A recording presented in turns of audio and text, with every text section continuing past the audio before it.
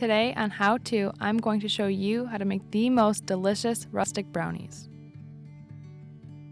First, you will need a pan and 2 tablespoons of softened butter. You will need to coat the entire pan. Make sure you get all the sides. After the butter, put 2 pieces of parchment paper overlapping. Now it's time for the melted chocolate mixture. You will need 1 tablespoon of espresso powder, a half cup of cocoa powder, and 2 cups of delicious semi-sweet chocolate chips. Add these into a medium-sized bowl. Then add 2 sticks of melted butter. Stir this mixture until completely smooth. Make sure there's no clumps or lumps. When done, set aside. Now it's time for the dry mixture. You will need a cup of sugar, a half a cup of light brown sugar, a tablespoon of salt, and a teaspoon of vanilla. Add these into a large bowl and set aside. What happens when you tell an egg a joke? It cracks up, haha. Yep, that's right, time to crack some eggs. For this recipe, you will need to crack 6 large eggs into a small bowl. I like to use cage-free eggs, but any eggs will work in this recipe.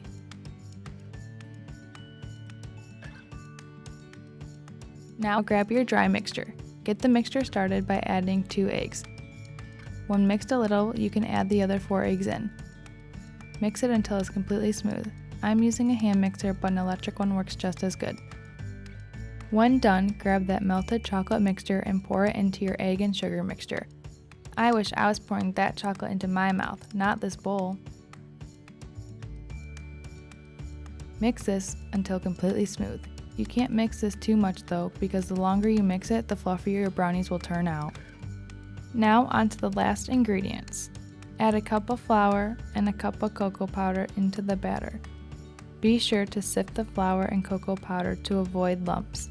The batter should be as smooth as possible in order to get the best results.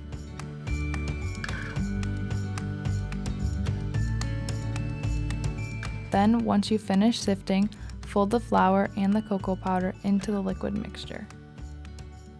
Mixing will take a lot of time and energy, but on the bright side, you are burning calories so you can eat these brownies guilt-free.